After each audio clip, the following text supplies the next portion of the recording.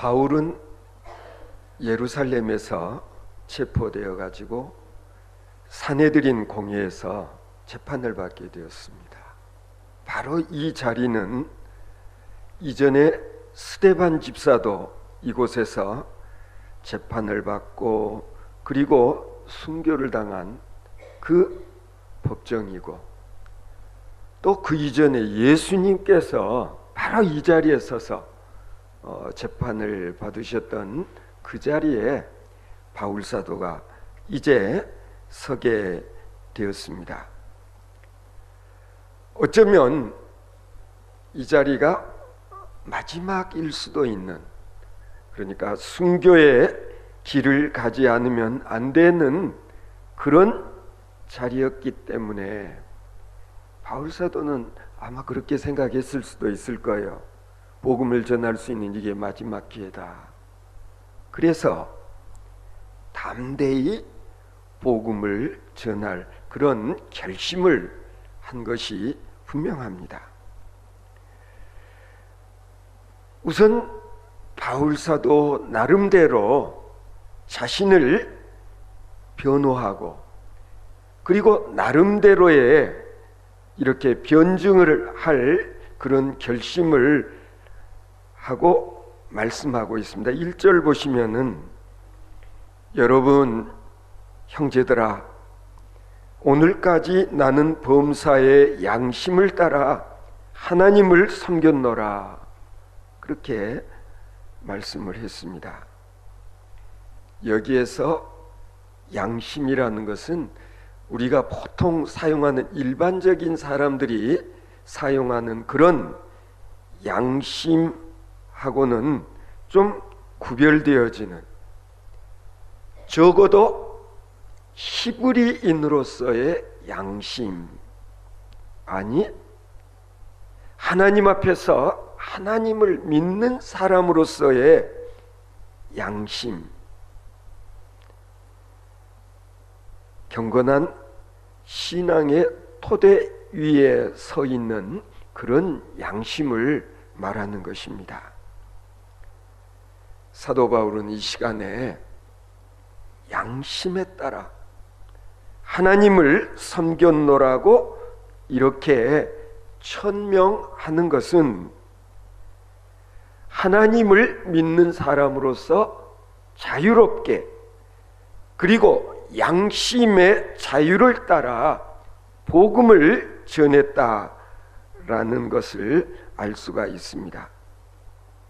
이것은 방금 전에도 말씀드렸듯이 세상 사람들이 말하는 그런 양심과는 차원이 다른 것입니다. 누구한테 이끌려서, 아니면 죄책에 끌려서, 아니면은 저주의식에 매여서 이렇게 억지로 하는 것이 아니라 자유롭게, 가장 자유로운 양심에 따라서 하나님을 섬겼다는 그런 고백인 것입니다.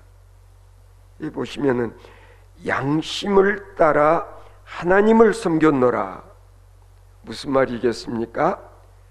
내가 믿는 하나님, 그분이 나에게 계시를 하였고, 주님이 나를 부르셨고, 내가 믿는 예수 그리스도께서 나를 인도하셨고, 그리고 그 이전부터 내가 알고 있었던 율법, 그 진리를 따라서 내가 행하였다, 그런 의미인 것입니다. 다시 말하면 확실한 신앙적 의지 안에서 내가 오늘날까지 수고했노라는 아주 깨끗한 그런 신앙 고백이 이 바울 사도의 말 속에 담겨져 있습니다. 그런데 문제는 그런 자리에서 바울 사도가 복음을 담대히 전하고자 했을 때에 방금 바울 사도의 이와 같은 말을 듣고 대제사장 아나니아가 분노했다. 왜 대제사장 아나니아가 바울 사도의 말을 듣고 분노했을까? 왜 저렇게 화를 낼까? 지금 대제사장은 바울을 죄인으로 잡아놓고 있는 입장입니다. 이제 정죄하려고 하는 것입니다. 이미 결론도 나 있어요. 바울 사도를 죄인 취급해서 다루려고 하는 것이 대제사장의 계획이었어요. 생각이었어요. 그런데 바울 사도가 자기는 죄인이 아니다. 자기는 신앙적으로 바르고 의롭다. 이렇게 말을 하는 거예요. 자, 그렇게 되니까 대제사장은 지금 자기가 하고자 있는 일에 바울 사도로 뜻밖의 역습을 당했다는 표현이 적절할지 모르겠어요. 역공을 당하고 있는 그런 지금 분위기인 거예요. 왜 그럴까요? 오늘 본문에 보면 대제사장이 오히려 피의자 입장에 서 있는 이 바울 사도보다도 더 여유가 없어 보이는 것입니다. 왜 그렇습니까? 바울 사도가 말하기를 자신은 양심을 따라 하나님을 섬겼노라고 그렇게 말을 했을 때에 대제사장이 그 입을 쳐라. 저 말하는 저 바울 사도의 입을 치라고 그렇게 명령을 했다는 것 아닙니까? 대제사장으로서는 바람직하지 않는 모습이다. 왜냐하면 이것은 스스로 율법을 어기는 것이기 때문에 율법에 의하면 누군가를 정죄하고 이 사람이 죄인이라는 것이 분명히 밝혀지고 그러고 난 다음에야 소위 태형, 매질을 하는 것이 순서였거든요.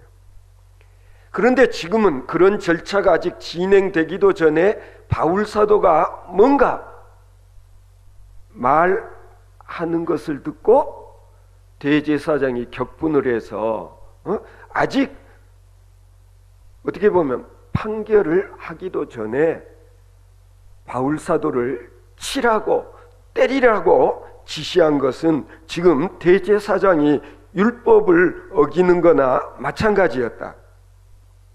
또 한 가지는요, 바울 사도께서 자신은 양심을 따라 하나님을 섬겼노라 이렇게 말한 것이 따지고 보면 왜 죄가 되는 것일까? 그렇잖아요.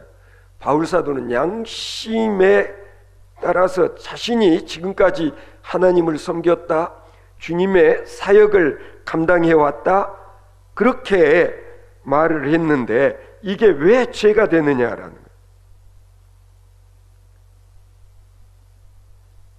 대제사장의 입장에서 볼 때에 사실은 바울 사도가 벌벌 떨면서 자신에게 용서를 해달라고 하든지 아니면은 지난날에 자신이 했던 일들이 잘못된 것이었다고 그렇게 이야기를 하든지 어쨌든지 죄인된 그런 모습으로 피의자 자리에 서 있어야 하는데 바울 사도가 너무나 당당해 버린 거예요. 이것이 대제사장을 격분케 한 것이 아닐까.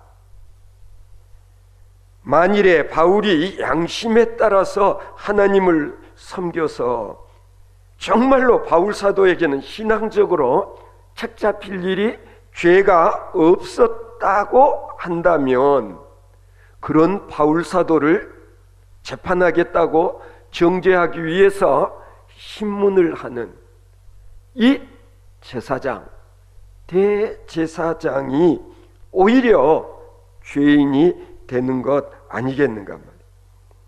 그러니까 지금 보면은 피고의 입장에서 재판을 받고 있는 사람이 내가 죄가 없다는 것을 강하게 주장을 하게 되어지면 결과적으로는 어떻게 되겠어요? 죄인이라고 데려다 놓고 지금 신문을 하고 재판을 하는 대제사장이 역으로 죄인이 되는 지금 그런 모양새가 이 자리의 분위기였다. 이전에도 좀 있었던 어떤 장면을 떠올리게 하는 대목 아닙니까? 이전에도 예수 그리스도가 빌라도 법정에 끌려와서 빌라도에게 신문을 당하고 재판을 받았던 그런 일이 있었지 않습니까? 그러나 실상 예수 그리스도는 죄 지은 것이 없으신 하나님의 아들, 정말 흠없는 양과 같은 그런 예수셨지 않아요. 결국 그런 예수를 신문하고 그런 예수를 재판하고 그리고 처형하라고 넘겨주었던 빌라도는 실은 오늘날까지도 그렇잖아요. 우리 예배 드릴 때마다 사도신경을 고백할 때 빌라도 이름이 거명이 되어지는데 실은 빌라도 총독이 해서는 안 되는 일을 잘못한 것을 우리가 지금도 반복해서 생각하곤 하지 않습니까? 바울은 항변했습니다. 3절에 보시면은 회칠한 담이여 하나님이 너를 치시리로다. 당신은 회칠한 무덤과 같은 자다. 겉으로는 멀쩡한 제사장이지만은 속에는 악이 도사리고 있구나. 하나님 앞에서 공의를 재판하는 내가 이렇게 어리석은 짓을 하고 있으니 하나님께서 너를 치실 것이다. 그런 뜻 아닙니까? 당당하게 말하는 바울 사도의 용기 있는 이와 같은 지적. 오늘 보면 3절을 보시면은 이렇게 기록하고 있습니다. 내가 나를 율법대로 심판한다고 앉아서 율법을 어기고 나를 치라 하느냐. 벌써 바울 사도는 법리적으로 이 대제사장이 해서는 안 되는 명령 지시를 했다는 걸 알고 지적하고 있지 않습니까? 사실 이것이 바울의 입장이었습니다.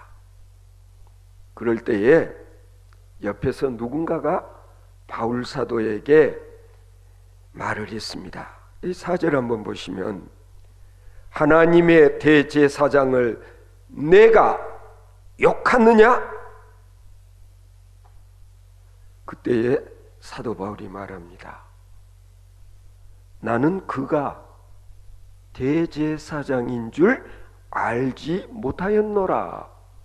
즉각 해명을 합니다.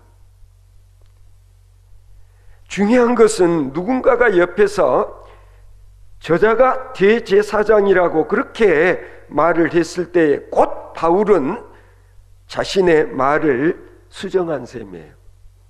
왜 그랬을까? 출애굽기 22장 28절 말씀을 인용해요. 나는 그가 대제사장인 줄 알지 못하였노라. 기록하였으되 너의 백성의 관리를 비방치 말라 하였느니라. 오늘 5절에 있는 그대로지 않아요. 너의 백성의 관리를 비방하지 말라. 이것은 바로 출애굽기서에 있는 말씀을 바울 사도가 되뇌이면서 내가 나를 신문하는 이 사람이 대제사장인 줄 몰랐다. 알았으면 내가 그렇게 말하지 않았을 것이다. 여기에 대해서 신학자들이 이 말씀을 해석할 때 바울 사도의 이 말을 순수하게 그대로 받아들이려는 사람들도 있고, 일단은 위기를 모면하기 위해서 변명을 한 것처럼 그렇게 또 추론하는 분들도 있지만, 여기서 분명한 것은 바울 사도의 이 말을 액면대로 받는 것이 옳을 것이다. 기름 부은 제사장을 비방할 의도를 바울 사도는 갖고 있지 아니했다. 당신이 대제사장, 제사장인 줄을 알았더라면 그렇게 말하지 아니했을 거라는 거예요. 비슷한 경우가 또 있죠. 예수님께서도 바리새인과 서기관들을 향하여서 이 회칠한 무덤과 같은 자들이라고 그렇게 공격을 하셨지만은, 정작 당신이 대제사장의 신문을 당하고 대제사장에게서 재판을 받는 그 순간에는 대제사장을 향하여서 예수님께서 비방한다든지 하는 말씀을 하시지 않은 이유도 바로 이 출애굽기 22장 28절 너의 백성의 관리를 비방치 말라 라는 말씀을 알고 계셨기 때문에 그랬을 것이다. 바울 사도도 지금 그래서 당장 자신의 말을 수정하고 있는 것을 우리가 또한 눈여겨볼 필요가 있다. 그 다음에 오늘 본문에 보면은 사도 바울이 나름대로 참 기가 막힌, 이건 어떻게 보면 좀 작전을 구사하고 있는 거 아닌가 하는 느낌을 주는 그런 내용이 여기에 기록이 되어져 있어요. 사도 바울이 자세히 보았더니 지금 이 자리에 두 부류의 사람들이 있다는 걸 알았어요. 하나는 바리새파 사람들이고 한 무리는 사두개인들이라는 걸 바울 사도가 간파를 하고, 평소에 이 바리새인과 사두개파는 좀 물과 기름과 같은, 뭔가 신학적으로도 입장이 다른 그런 파벌을 형성하고 있었다는 걸 바울 사도가 알았을 것이다라는 얘기예요. 그들의 그러한 분위기, 정서, 그러면서도 참 희한하게 예수님을 십자가에 못 박는 일에 있어서만큼은 바리새인과 사두개인들이 한마음 한뜻이 되어서 이 일을 감행했지 않아요. 원래 예수를 십자가에 희생 제물 되게 하였던 이 일에 있어서만큼은 그 당시에 있었던 종파들, 바리새파, 사두개파, 아니면은 젤롯이라고 하는 그런 무리들 할 것 없이 다들 약간의 신학적인 관점들이 다른 그런 면이 있었어도 이 일을 행하는 데 있어서만큼은 탁 하나가 되었지 않았었습니까? 오늘 바울 사도는 어떻게 보면 바리새파인들과 사두개인들끼리 서로 싸움을 하도록 유도한 것 같다. 그래서 작전을 쓴 것 아니냐, 이제 이런 말도 하는 거예요. 죽은 자의 소망 곧 부활로 말미암아 내가 신문을 받노라. 6절에 보면 지금 내가 여기서 이렇게 신문을 받는 이유가 뭐냐? 부활하신 예수님 때문이다. 죽은 자의 소망 곧 부활로 말미암아 내가 신문을 받는다 라고 한마디를 던지자, 여기에 모여있는 사람들 막 지금 바울사도 이거 막 그 잡아 죽일 기세였던 이 사람들 가운데 약간의 미묘한 분위기가 형성이 되었어요. 평소에 사두개인들은 부활이라는 걸 인정하지 않아요. 신앙생활 과정에서 부활이라고 하는 것을 인정하지 않아요. 거기에 비해서 바리새인들은 영혼불멸과 육체의 부활을 믿어요. 또 영적 존재로 볼 때 제사장들과 서기관들은, 사두개인들은 천사나 악마를 인정하지 않아요. 믿지를 않아요, 그 존재에 대해서. 그러나 바리새인들은 천사와 영을 다 믿는다는 점에서 좀 다르다라는, 정치적인 관점도 그렇다라는 거예요. 사두개인들은 요새 말로 이야기하자면 집권 여당에 속한다고 볼 수가 있고, 온갖 정치적인 권한을 쥐고 있는 사람들이에요. 그래서 대제사장도 그쪽에 속해 있다고 보는 거죠. 그런데 바리새인들은 요즘으로 치면은 야당의 입장에 있었다.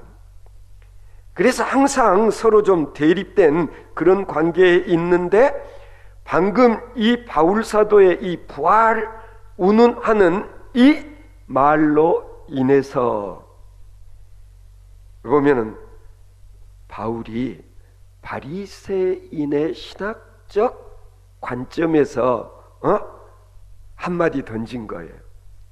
그 말을 듣고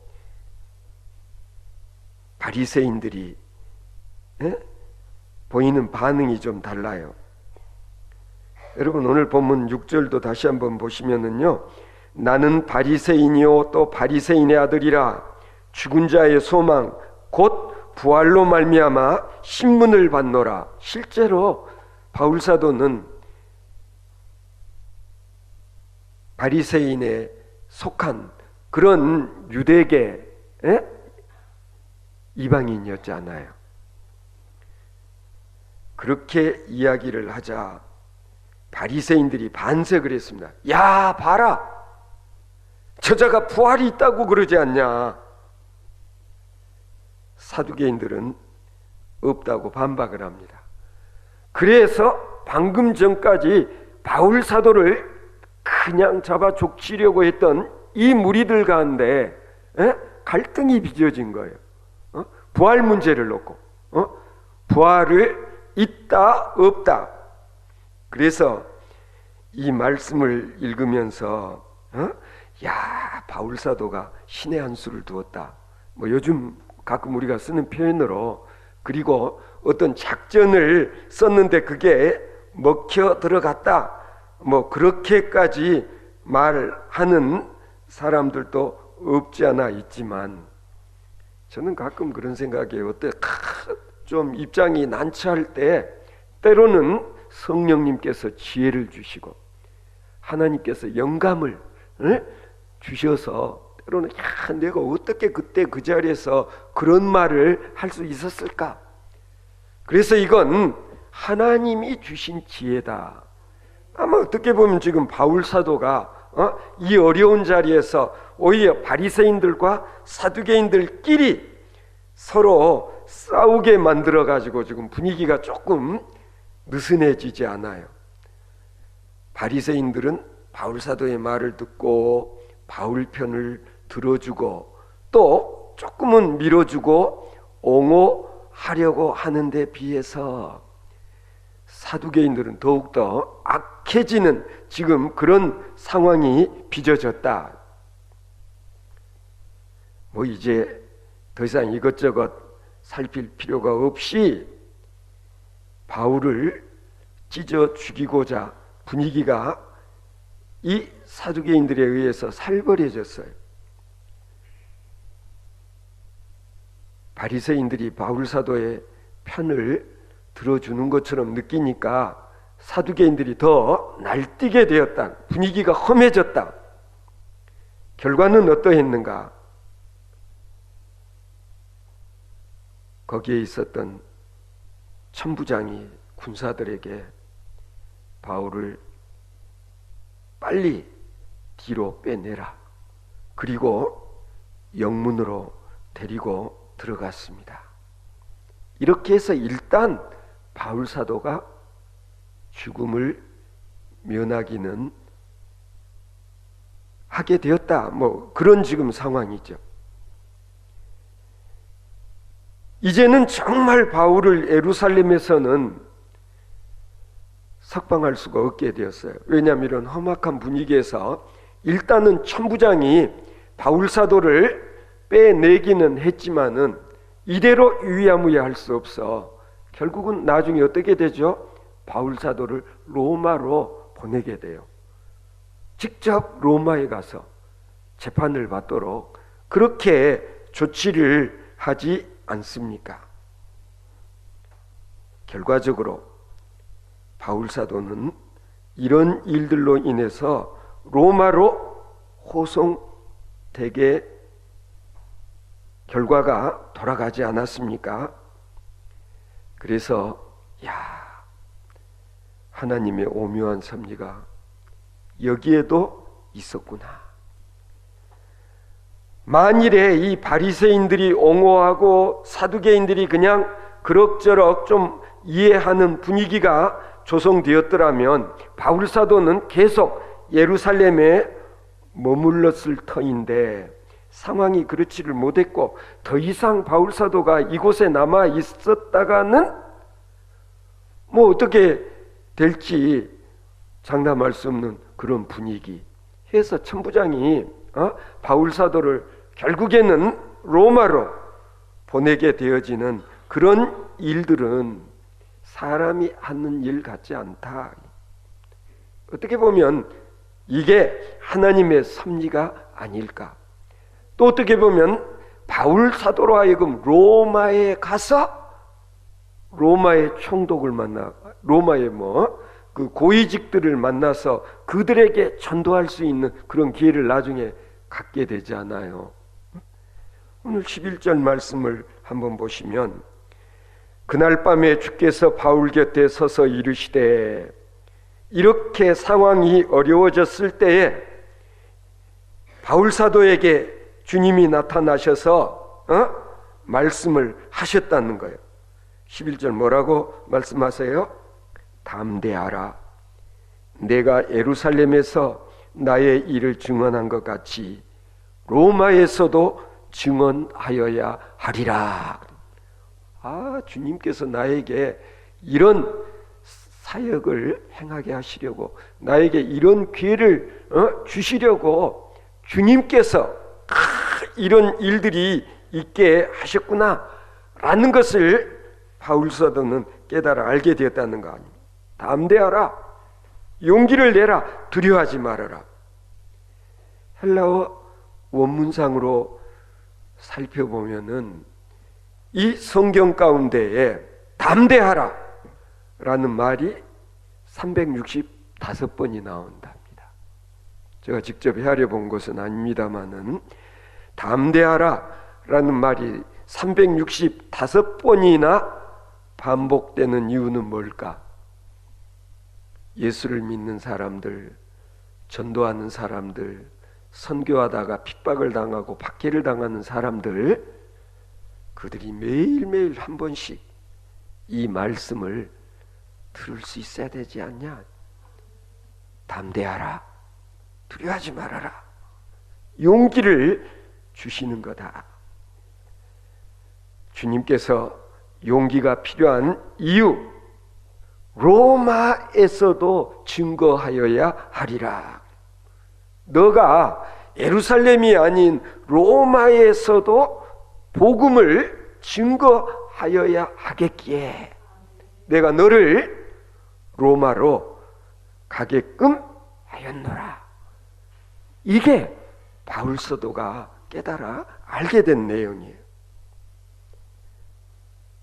너는 살아남을 것이야. 죽지 않아. 누가 너를 때린다고 맹세해도 걱정하지 말아라. 누가 뭐래도 바울의 종국은 승리의 삶이라는 것을 주께서 약속하셨다는 거예요. 결국에 바울 사도는 로마까지 갑니다. 주님께서는 누가 이를 갈든 욕을 하든 저주하든 걱정하지 말아라. 너는 로마로 간다.